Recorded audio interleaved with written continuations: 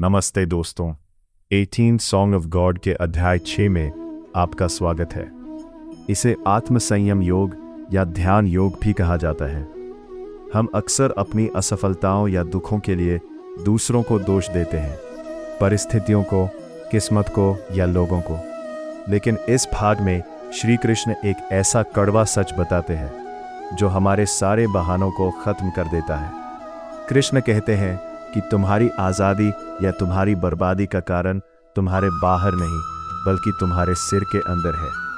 श्री कृष्ण कहते हैं, उद्धरेदात्मनात्मानम नात्मानम अवसादयेत। मनुष्य को चाहिए कि अपने मन के द्वारा अपना उद्धार करे, खुद को नीचे न गिराए। कृष्ण साफ कर रहे हैं कि कोई भी बाहर का व्यक्ति आपको तब तक ऊपर नहीं उठा सकता जब तक आप खुद नहीं चाहते, और कोई आपको तब तक बर्बाद नहीं कर सकता जब तक आपका मन उसका साथ न दे।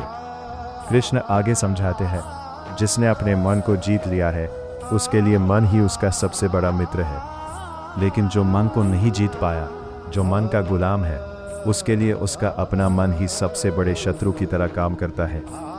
कृष्ण कहते हैं कि जिसने मन को जीत लिया वह परमात्मा के शांत स्वरूप में स्थित हो जाता है।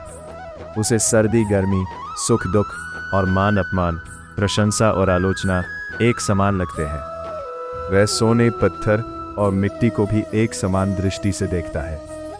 कृष्ण कहते हैं कि खुद को नीचे मत गिराओ। जब आप सुबह अलार्म बजने पर उसे बंद करके सो जाते हैं, जब आप काम को टालते हैं या जब आप खुद से कहते हैं कि मैं ये नहीं कर सकता, तब आपका मन एक शत्रु की तरह काम कर रहा होता है। अपने मन के इस जाल को पहचाने और खुद के सबसे बड़े सपोर्टर बने। मन अगर वश में नहीं है तो वह अंदरूनी दुश्मन यानी इनर एनिमी है। आज हमारा मन social media notification, short term pleasure और गुस्से के वश में है। मन कहता है एक रील और देख लो, और हम देखने लगते हैं। मन को मित्र बनाने का मतलब है कि आप मन के मालिक बने, मन आपका मालिक न बने। जब आप मन को कमांड देना शुरू करते हैं तो वह आपका सबसे वफादार दोस्त बन जाता है। मान अपमान और सुख दुख में एक जैसा रहना। कॉर्पोरेट लाइफ या सोशल मीडिया के इस दौर में अगर कोई हमारी तारीफ कर दे तो हम हवा में उड़ने लगते हैं, और कोई एक खराब कमेंट या फीडबैक दे दे तो हम डिप्रेशन में आ जाते हैं। कृष्ण कहते हैं कि अपनी मानसिक शांति का रिमोट कंट्रोल दूसरों के हाथ में मत दो। अपनी स्थिरता को बनाए रखें। दिन भर में आपका मन आपसे हजारों बातें करता है। क्या वे बातें पॉजिटिव है या नेगेटिव? श्री कृष्ण के इस सूत्र को अपनाते हुए जब भी आपका मन आपको डराए या डिमोटिवेट करे तो सजग हो जाए। मन से कहे, तुम मेरे दोस्त हो, दुश्मन नहीं, मुझे आगे बढ़ना है, पीछे नहीं। परिस्थितियों को दोष देना बंद करें। यह ज्ञान हमें विक्टिम माइंडसेट से बाहर निकालता है। यह सोचना बंद करें कि मेरी लाइफ इसकी वजह से खराब है। अपनी जिम्मेदारी खुद ले। आपका उद्धार केवल आपके हाथ में है। अध्याय 6 का ये पहला भाग आज के मेंटल हेल्थ संकट और ओवर थिंकिंग के दौर के लिए एक अचूक एंटीडोज है। ये हमें सिखाता है कि हमारी सबसे बड़ी लड़ाई किसी बाहरी इंसान से नहीं बल्कि हमारे अपने ही विचारों से है। श्री कृष्ण कहते हैं, उद्धरेदात्मनात्मानम नात्मानम अवसादयेत। अपने मन से अपना उद्धार करो, खुद को नीचे मत गिराओ।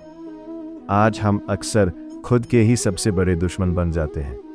जब हम किसी काम को टालते हैं, खुद को कमतर आंकते हैं या मुझसे नहीं हो पाएगा जैसी नेगेटिव बातें सोचते हैं, तो हम खुद को मानसिक रूप से नीचे गिरा रहे होते हैं। श्री कृष्ण हमें सेल्फ अवेयरनेस सिखा रहे हैं। जब भी आपका मन आपको आलस या डर की तरफ ले जाए तो सजग हो जाएं।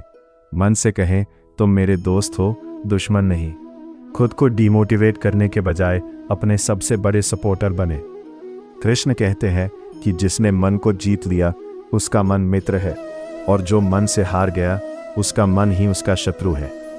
आज हमारा मन हमारे नियंत्रण में नहीं है, बल्कि वह सोशल मीडिया के नोटिफिकेशन, रील्स और शॉर्ट टर्म सुखों का गुलाम हो चुका है। मन कहता है 5 मिनट और रील देख लो, और हमारे घंटों बर्बाद हो जाते हैं। मन को मित्र बनाने का सीधा मतलब है माइंड कंट्रोल और डिसिप्लिन। जब आप मन के मालिक बनते हैं तो आप तय करते हैं कि आपको कब काम करना है और कब आराम। मन को सही दिशा में कमांड देना शुरू करें ताकि वह आपकी तरक्की का जरिया बने, बर्बादी का नहीं। जब लाइफ में कुछ गलत होता है तो हम तुरंत परिस्थितियों, माता पिता, बॉस या अपनी किस्मत को दोष देने लगते हैं। हमें लगता है कि हमारी लाइफ दूसरों की वजह से खराब है। ये श्लोक हमें एब्सोल्यूट रिस्पॉन्सिबिलिटी यानी पूर्ण जिम्मेदारी लेना सिखाता है। कोई भी बाहरी व्यक्ति आपको तब तक सफल या खुश नहीं बना सकता जब तक आप खुद ना चाहें। अपनी लाइफ की कमान अपने हाथों में लें। ये सोचना बंद करें कि आप एक विक्टिम हैं। आप अपने जीवन के निर्माता खुद हैं। श्लोक 7 में कृष्ण कहते हैं कि जो मन को जीत लेता है वह मान अपमान, सुख दुख और सर्दी गर्मी में भी बिल्कुल शांत, स्थिर रहता है। आज हमारी खुशी दूसरों के ओपिनियन पर टिकी है। किसी ने तारीफ कर दी तो हम हवा में उड़ने लगते हैं, और किसी ने एक नेगेटिव कमेंट कर दिया या आलोचना कर दी तो हम हफ्तों तक उदास रहते हैं। इसे इमोशनल रेजिलियंस कहते हैं। अपनी मानसिक शांति का रिमोट कंट्रोल दूसरों के हाथ में मत दीजिए। जब आप अंदर से स्थिर होते हैं तो बाहर की वाहवाही आपको अहंकारी नहीं बनाती और बाहर की आलोचना आपको तोड़ नहीं पाती। दोस्तों, कल्पना कीजिए कि आपके पास एक बहुत शक्तिशाली और रेसिंग कार है।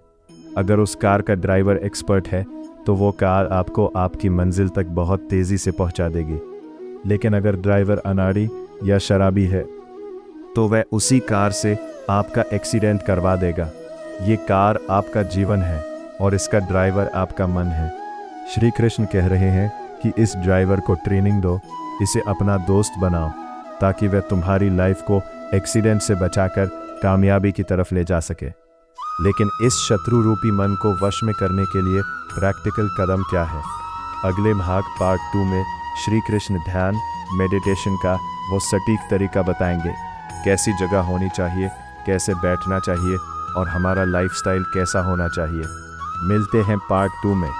अगर आपको ये वीडियो उपयोगी लगा तो कृपया इसे शेयर करें और 18 सॉन्ग्स ऑफ गॉड को सब्सक्राइब करना ना भूलें। जय